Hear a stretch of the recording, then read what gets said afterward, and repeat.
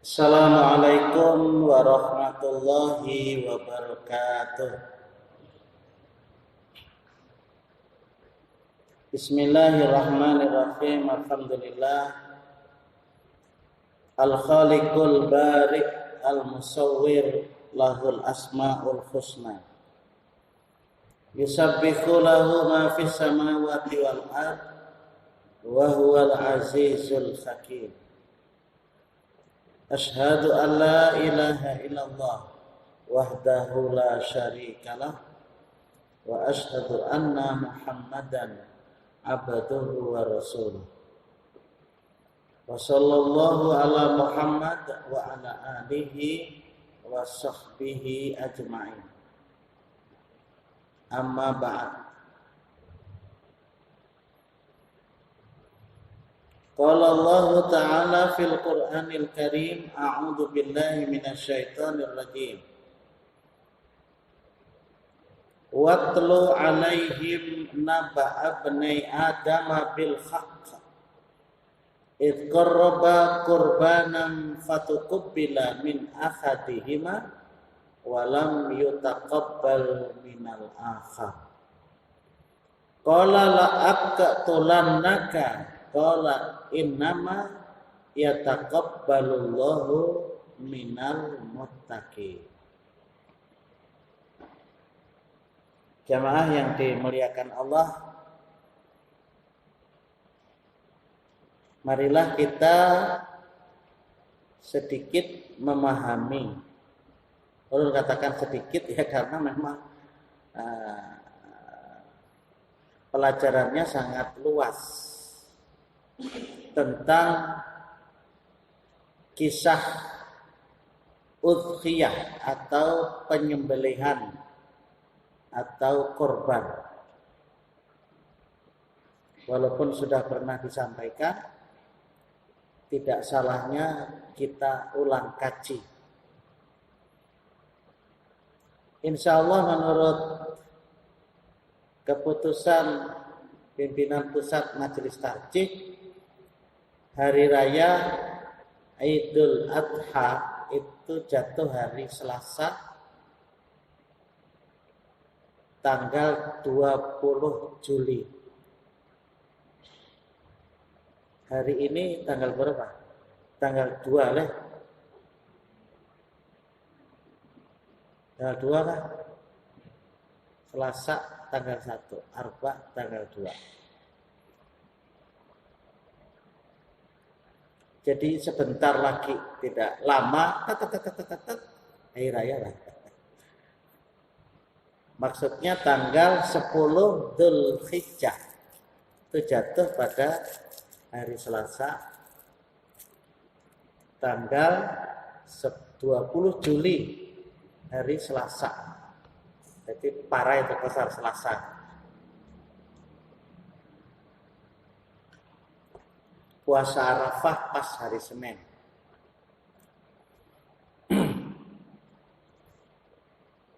Ada beberapa definisi atau takrif daripada hari raya Idul Adha. Ada sebut hari raya Idul atau Idul Kurban. Ada lagi Idul Haji. Kalau ulun orang Jawa itu biasanya hari raya besar. Besarnya itu karena menyembelih itu disebut dengan besar. Disebut dengan Idul Adha. Adha itu ada dua makna. Ada dua arti. Yang pertama maknanya duha.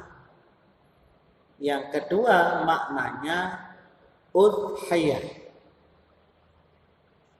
Kalau duha itu apa artinya? Ya waktu duha. Waktu duha itu setengah jam sesudah terbit matahari. Itu yang paling nyaman tuh begitu. Makanya yang insya Allah kalau dikehendaki ya setiap Ahad ulun ke sini. Utamanya ulun sendiri untuk bisa melakukan sholat 2 rakaat sesudah terbit matahari. Itu yang penting itu ulun. Lalu kalau kita melaksanakan bersama itu namanya syiar. Jadi jangan diartikan pamer kah? Bukan. Jadi ada syiar ya. Syiar itu maksudnya kita itu mampu mengerjakan dengan bersama-sama. Kalau dikerjakan sama-sama bukan berjamaah. Kalau hari-hari kan berat, Pak. Ada memang yang orang yang mungkin sudah sampai begitu selesai sholat subuh ada bulatnya. Sampai terbit matahari beberapa menit kemudian. Kalau kita sih yang penting tidak waktu terbit itu gitu. Kalau hari ini kan terbit itu jam 6:12. Jadi yang penting lebih lah dari jam 12. Apa ditambah 2 menit, apa 5 menit, 10 menit. Yang penting jangan lebih pada setengah jam. Nah, kalau sudah setengah jam itu masuk waktu duha. Jadi kalau sudah jam 6:42 itu keutamaan sholat sesudah terbit matahari atau orang nyebut, karena Rasulullah juga nggak nyebut, Pak. Sholat isyraq tuh nggak nyebut. Kalau sholat duha mah disebut gitu. Hatta tatlu asyams, sampai terbit matahari. Tsumma shalla raka'atain, kemudian Rasulullah sholat 2 rakaat. Itu hadisnya begitu. Nah, kalau terbit matahari itu kan nggak boleh sembahyang pas terbit, pas tengah hari itu nggak boleh, pas maghrib itu nggak boleh juga. Jadi makanya kalau kita masuk maghrib itu orang pas hendak bang sesuai dengan waktu ya, karena ada juga bang itu lambat, ada juga sesuai dengan waktu. Itu kalau saking sembahyang dulu berdiri aja kan, madani muadzin. Nah kalau sudah azan itu kan sudah sekitar 4 menit orang azan. Ayo ya lagi mau sholat tahiyatul masjid, mau sholat qobliyah maghrib, ada juga dalilnya walaupun Rasulullah tidak selalu mengajarkan, tinggal melihatnya di situ. Nah, ada cuman kacut ini. Jadi bisa yang besar. Jadi ketahuan ini masih berapa menit lagi kan itu. Kalau di sini kan kadang melihat, dia adalah melihat anyar, Pak. Nah, jadi tolong diletakkan. Sebenarnya di situ tuh bagus. Jadi begitu pian masuk, masih ada lagi ya. 3 menit. Oh tadi ulun masuk masih ada lagi 2,5 menit. Jadi ulun sempat masih qobliyah maghrib. Kalau tinggal 1 menit agak susah juga, Pak. Sebab ada hadisnya, idza uqimatis shalah fala sholata illa as-sholata al-maktubah. Kalau sudah qomat itu tidak ada sholat apapun kecuali sholat wajib. Jadi kalau kita ya dapat 1 rakaat orang qomat itu tidak usah dilanjutkan, diberhentikan aja. Nah, kita sudah mendapatkan pahala itu biar serakaat. Begitu loh, Pak. Idza uqimatis shalah fala sholata illa. Jadi bila qomat itu dikumandangkan maka tidak ada sholat kecuali sholat yang wajib itu. Supaya kita ini mendapati imam bertakbiratul ihram. Itu yang paling penting itu. Jadi dijaga betul macam apa cara supaya kita itu mendapati imam takbiratul ihram itu gak ada pahalanya kan. Man shalla lillahi, siapa yang sholat karena Allah, maksudnya 5 waktu, bi jamaat, dengan berjamaah di mana? Di masjid. Di masjid jamaahnya. Yudriku at-takbirah al-ula, mendapati imam bertakbiratul ihram.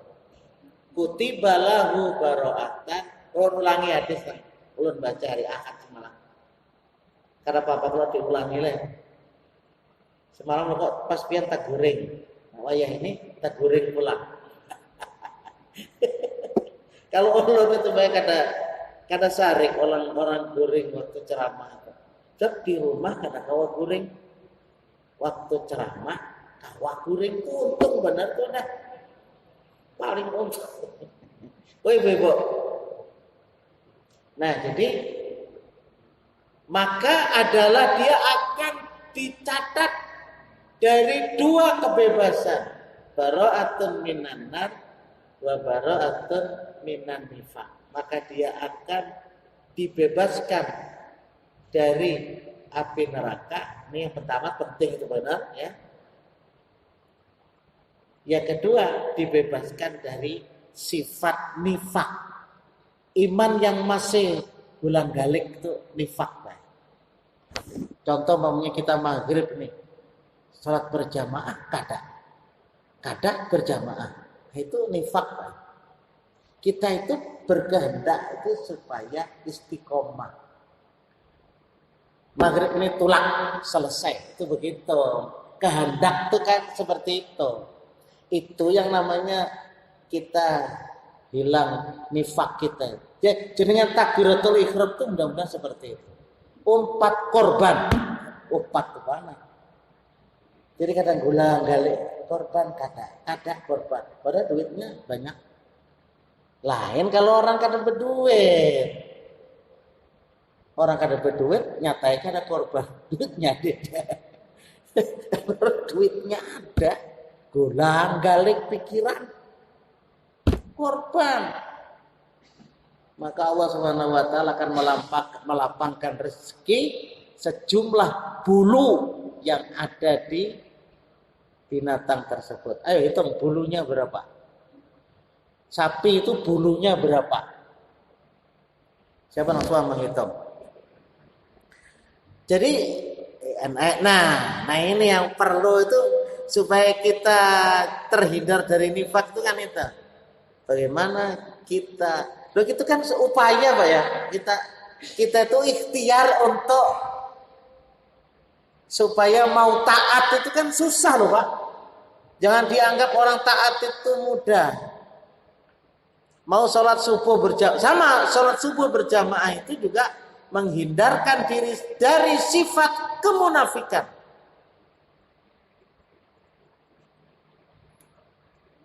Kalau ulun tidak akan membicarakan tentang masalah pekerjaan dunia, karena kita masing-masing sudah pinter soal dunia. Soal bercari itu kita sudah pandai. Tapi soal untuk ketaatan ini memang perlu, Pak. Perlu ada sebuah pemantapan. Sebuah pemantapan. Dan hari-hari itu. Hari-hari. Ulun pernah juga ada nyamannya pian saja. Siapa yang mengatakan nyaman? Beribadah itu sebuah ikhtiar, Pak. Sebuah usaha, jangan dianggap nyaman. Kalau di dalam istilah Ibnu Qayyim itu ada istilah at-ta'ab. Jadi Allah itu mencintai kepada 8 kelelahan. Tapi nanti bagi orang beriman nggak pernah lelah gitu. Itu perlu nanti kita pelajari juga, kelelahan. Dihargai oleh Allah itu kelelahan. Termasuk salah satunya adalah beribadah. Kembali. Jadi kenapa disebut dengan waktu duha? Karena kita menyembelih itu di waktu duha, tanggal 10 itu. Untuk berikutnya sampai dengan tanggal 13 itu kapan saja boleh. hendak malam, hendak subuh, hendak siang, hendak tengah hari. Cuman yang sesungguhnya afdol, nah itulah kita bicara afdol kan Pak. Begitu hari Selasa ya, kita sholat Idul Adha, makanya disuruh songsong. Disuruh songsong. Jadi kita harus siap untuk lebih pagi daripada Idul Fitri. Persoalannya bukan songsongnya itu. Persoalannya begitu selesai sholat Idul Adha, segera menggantal lagi nah.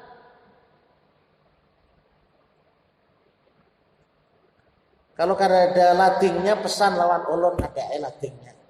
Boloknya sudah ulun. Kalau menyampaikan harga kadang mau bang di sini, dia harus japri lawan ulun. Alhamdulillah ini ada 5 orang lah anak pesan dah. Buan Mamar belum lagi. Mamar udah berisi kalau golsem, golok sembelihan. Maka itu juga ulun ini kan apa dari Padang, dari kawan di Ciwidey. Ciwidey itu Jawa Barat itu kan ahli baulah nang anak baulah nang parang-parang itu kan. Kalau anak nukar di negara deh kan lain ulah Jawa lawan orang negara lain Pak ya. Kalau sini olah negara ini olah karena Jawa Barat kan lain. Soal tajamnya itu tahu apa. Nah, jadi itu yang harus, jadi makanya panitia itu harus cepat gitu nah. Dan kita kan nanti tidak ada Pak istilah itu secara khusus untuk mewakilkan itu kan tidak ada dalil yang ulun mewakilkan, tapi tidak ada. Ya sudah punya aku 4 korban nah di panitia, nah itu sudah mewakilkan gitu nah. Jangan terlalu kita membikin sebuah ritual atau ibadah suatu acara yang itu tidak ada tuntunannya. Malam di kiai curikan nomor 1, nomor 2, 7 kasih datang ke masjid. Tidak ada itu Pak. Jadi kalau pil sudah daftar ke panitia, sudah itu namanya sudah mewakilkan. Kalau di Aljiat itu 2.500.000 Pak. Tapi itu sudah 90 kilo orang yang menyembelihkan. Jadi dagingnya yang diangkut, lalu kita tinggal menyayati aja ada. Tapi kalau pian baiknya supaya rame sembelih seorang. Kan di kota lain di sini. Di kota itu kan agak riskan juga kalau musim pandemi ini. Orangnya banyak itu riskan. Enggak. Di Aljiat sudah 35 orang. Oh itu berarti berapa ekor deh? 7 atau 5? 5 malah 5 ekor sudah. Di Al-Jihad Banjar itu sudah 75 orang. Itu dibatasi 100 Pak. Bila lebih pada 100 kadang menerima lagi. Jadi kembali waktu duha. Jadi usahakan song-song. Nah itu. Bahkan Pak sembahyang duha itu sembahyang adha itu kada makan berdahulu. Kada makan berdahulu. Dianjurkan makannya itu nanti ya daging itu. Nang panitia kalau lambat ya jam 4 hanya makan. Jadi tolonglah cekatan. Karena kita sudah sepakat berpanitia, jangan kulir-kulir. Hari Selasa itu ampihan membawa itik loh. Hari Arba bawa ke itiknya. Ini hari Selasa bawa jo itik, istirahat loh. Jadi panitia dulu. Oi. Disayat-sayat gayat-gaannya nih, lating-latingnya. Loh kita ini mengabdikan kok Pak untuk membagikan, membantu. Panitia itu membantu untuk orang yang berkorban, bukan peiannya ini tuh. Jadi makanya yang lebih pertama diberikan itu adalah yang korban. Kalau boleh diukur sebagian itu maknanya sepertiga. Oke, sepertiga itu mesti dahulu kanunya bungkusannya itu lebih dahulu dipanggil untuk menerima. Ulun tidak tahu kenapa jadi orang yang berkorban tidak boleh memakan daging kurbannya. Padahal dalam Al-Quran itu fakulu minha, maka makanlah dari daging itu. Dari itu lalu diterjemahkan sepertiga. Lebih sebenarnya juga boleh. Jangan kita mengatakan, Pak, oh ya, nambah korban hendak jua aja. Ini nambah pandir ini ada 4 korban nih orangnya. Maaflah, bukan merendahkan orang. Berucap tuh bilang karena betakar. Nambah korban hendak jua aja. Apa? Bahkan dalam hadis itu orang yang berkorban hatinya jadi harus diberi, baik. Tolong anak panitia. Hati. Katakan 7 ekor apa kah? Ada. Ini pernah di suatu tempat nih, hatinya hilang. Gak boleh loh Pak. Panitia itu sengaja mengumpulkan daging seorang, gak boleh. Itu nyuntan Pak. Bujur itu Pak. Kalau kita belum dibagi, jangan mau ambil seorang. Ini adalah betisnya hilang. Aku bawa betis lah aja. Poronlah menangati. Jangan ya. Kecuali orangnya dan wani. Jangan ya. Jangan lo bakal lahir aja tak. Kita yang bawa betis. Aku betis ini jaga aja. Kita itu kan apa-apa memang betul-betul menggenii supaya daging itu terbagi. Makan daging kebanyakan ya Allah darah tinggi. Jadi sedangnya aja kita yang penting rata. Nggih. Maaflah kadang memadahi kadang Pak. Maksud tolong di sini supaya cekatan dan cepat sudah disiapkan betul Pak panitia itu yang gesit gitu nah. Sehingga secepatnya orang yang hari Senin itu puasa Arafah kemudian berbuka berangkat waktu sholat Idul Adha itu kadang makan. Kalau sebelum subuh boleh makan, boleh. Sebelum datang ke masjid makan dulu boleh. Tapi begitu sudah selesai sembahyang, setelah subuh itu jangan makan. Itu pahala bagian daripada ritual atau daripada ibadah kita. Enggak, dasar kada makan, minum kada.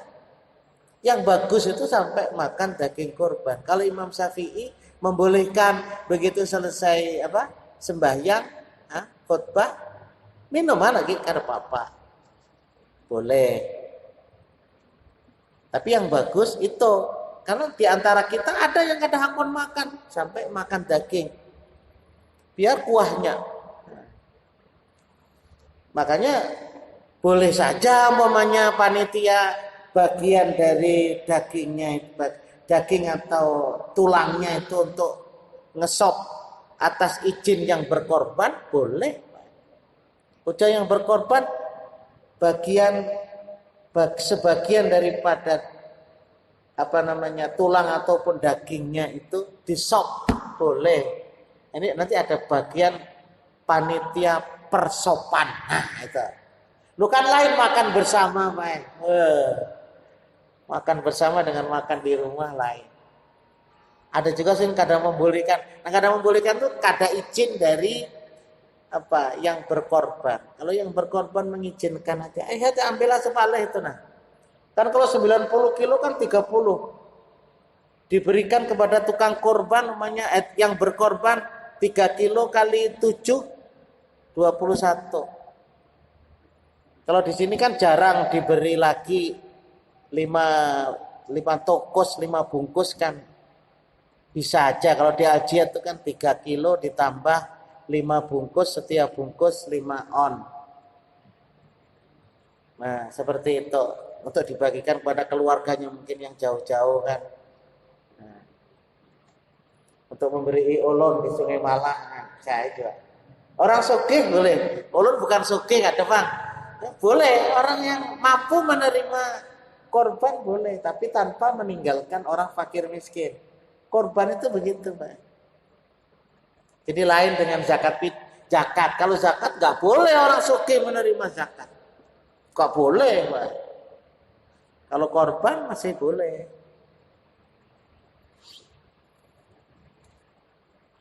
Yang kedua, nah ini maknanya udhiyah.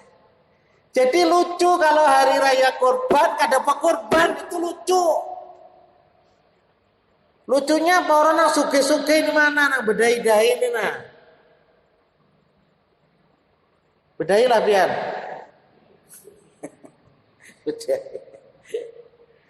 Berduit, Pak. Dan orang berkorban itu tidak melihat apakah orang itu Pak punya harta satu nisab atau tidak. Lain kalau zakat. Sama zakat fitrah itu tidak dilihat apakah orang itu punya harta satu nisab atau tidak. Satu nisab itu Pak sekitar 70 juta. Orang zakat fitrah atau orang berkorban itu pada saat korban atau Idul Adha itu dia punya kelebihan, sudah itu aja. Kalau ia bayar korban, kawa aja tuh makan, kawa aja. Lapang aja teh. Makanya dalam hadisnya itu man wajada sa'atan li'an yudhiyah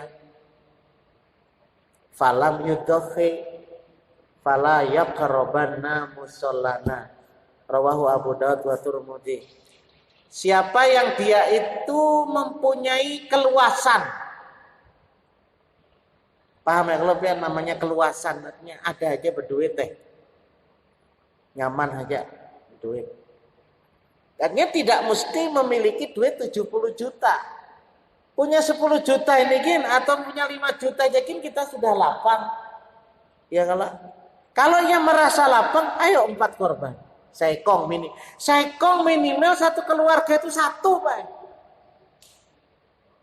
Siapa yang berkorban? Yang berkorban itu adalah kepala keluarga.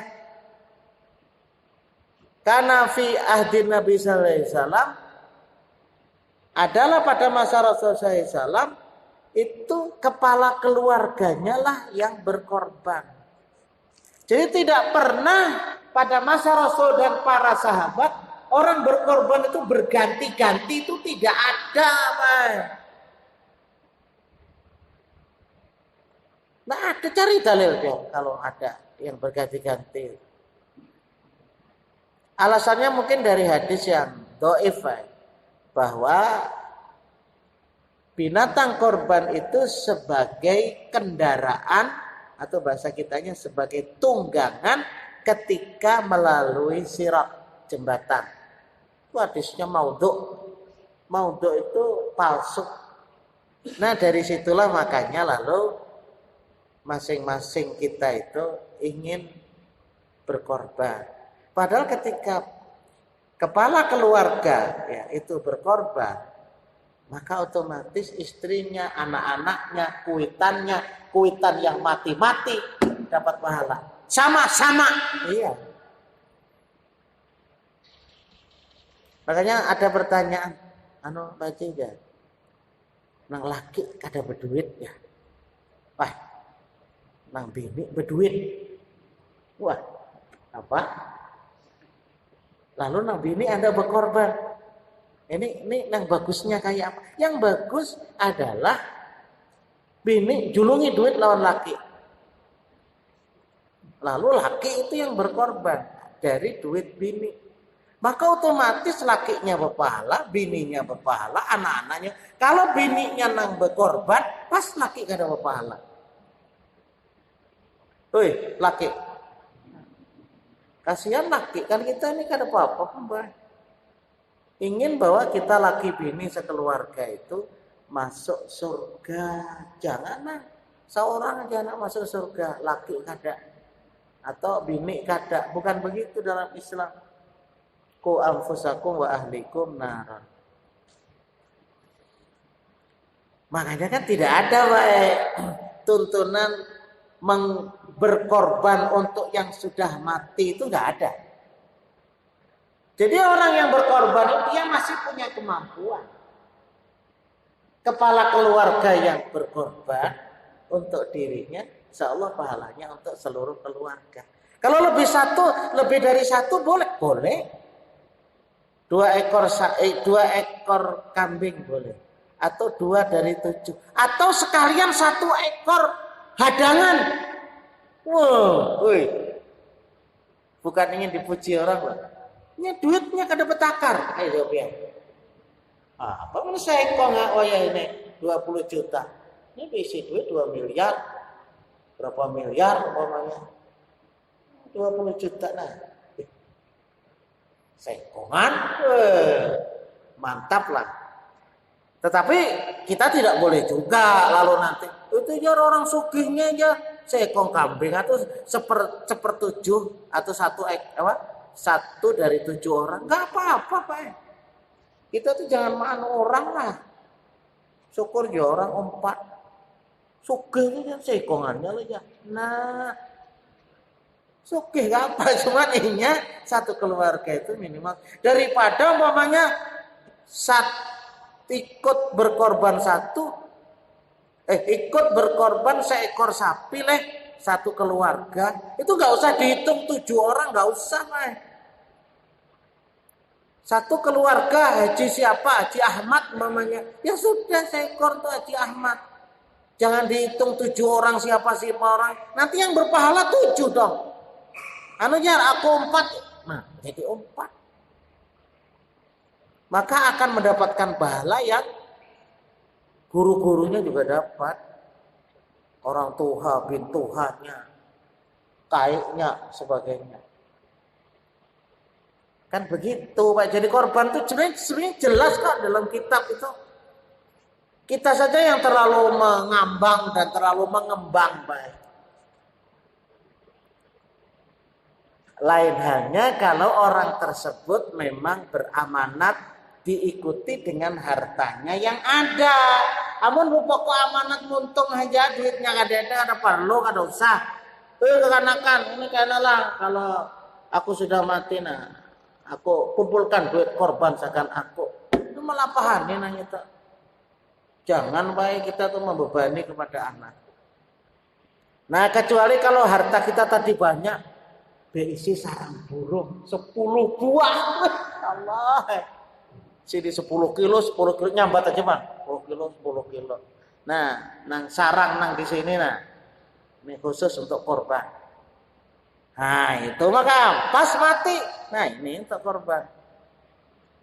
10 kilo Pak kali 12 juta. 120 juta ya. Nyambat deh. Maaf lah, nyambat nyaman. Nah orang nang berisi sarang itu berapa kilo dapat? Ada orang memadahkan. Nah jadi baik. Allahu Akbar. Ada kok tata caranya supaya benar-benar mutabaatur Rasul, mengikuti Rasul. Kita ini kan apa-apa Pak. Beramal biar sedikit sesuai dengan apa yang menjadi ketentuan dari Allah dan Rasulnya. Dan tidak susah. Nah itu maknanya ad-duha itu udhiyah. Udhiyah itu adalah penyembelihan. Nah penyembelihan itu dimulai setelah sholat Idul Adha. Nah kita sistemnya sebenarnya kalau dalam Islam sistemnya masing-masing Pak. Tapi karena untuk syiar Islam dan untuk pemerataan sehingga semua orang mendapatkan daging dengan baik. Dan memang telah pahami Bang karena kita memang panitia itu membantu. Memang lapah Pak. Tapi kan untuk syiar Islam, untuk dakwah. Bahkan kalau Majelis Tarjih itu putusan Tarjih mengatakan orang-orang yang non muslim pun juga boleh menerima. Jadi makanya kalau nanti kaum Tuhan diberi Pak. Beri karena masalah juga. Cuman ada juga nang berucap kami ini diberi supaya masuk ke masjid situ. Dia orang. Muyak melwa di Sungai Malang itu ada. Sungai Malang nih. Memberi ibuan kami ini supaya kami masuk Muhammadiyah. Ada lalu kebanyakan dah Muhammadiyah sudah orangnya. Akhirnya kada diberi iwa bubuannya. Lalu ada nang usul, siapa karena nang bocap tuh nang itu. Jangan pati diasi, aku kin hendak dia dagingnya. Al jihad itu kayak itu juga, Pak. Kan zakat fitrah itu dibagi ke masyarakat tuh nah.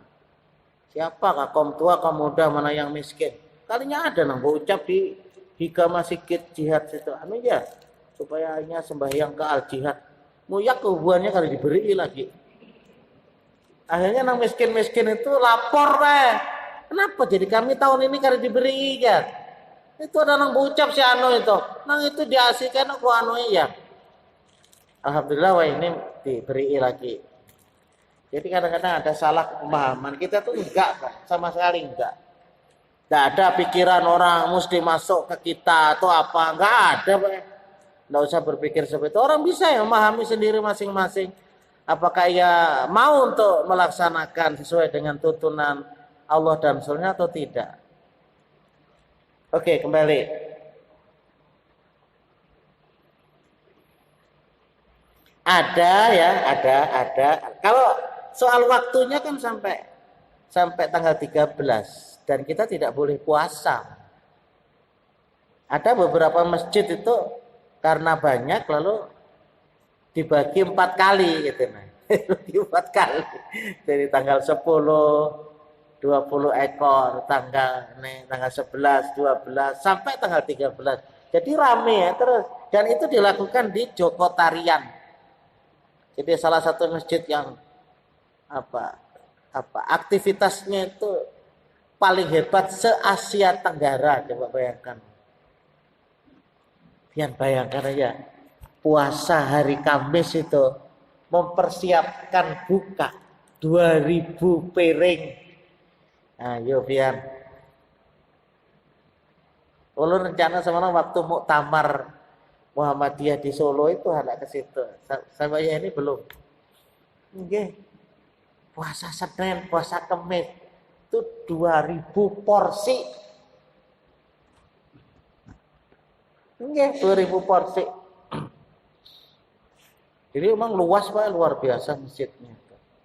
Kalau al-jihad itu kan baru kalau puasa Senin Kamis, ya jihad Banjar itu 700 ya, 600, 800. Puasa Senin Kamis itu lah. Mempersiapkan bubur. Rame Pak. Nang kada puasa kin 4 juga buka. Biar orang bisa juga kada puasa. Aku kada puasa dah. Masih kena aja. Akhirnya susupan juga kayaknya 4 puasa. Anggih ya Allah. Mana kayak di Mekah itu Pian. Yang di Mekah itu bila hari Senin, hari Kamis Pian mahapar tuh kurma, wadai apa. Bahkan ngampunnya tuh mana yang kada puasa aja suruh makan aja kada apa-apa. Nah, Pak. Cuma kadang-kadang sopan juga kalau kada makan waktu maghrib. Ada juga nang sebelum maghrib timul-timul udah makan. Ya Allah. Luar biasa loh Pak. Orang beragama itu. Oke. Ya suka. Makan suka. Ya mudah-mudahan mungkin satu saat nanti seseorang itu bisa melaksanakan puasa. Pian tahulah puasa sunat 1 hari. Puasa sunat 1 hari itu mampu untuk menjauhkan neraka 70 tahun perjalanan. Ayo ke Banjar itu ya, ke Banjar itu 200 kilo. Itu berapa hari perjalanan? Mungkin 3 hari. Mungkin 3 hari. Nah, sebegitu jauhnya neraka itu 70 tahun perjalanan. Itu 1 hari puasa aja. Nah, sampai dana. Jadi kaina pulang kisahnya dilanjutkan. Oke. Adana Allah wa iyyakum ajmain. Subhanakallahumma wa bihamdika asyhadu an la ilaha illa anta astaghfiruka wa atubu ilaik. Assalamualaikum warahmatullahi wabarakatuh.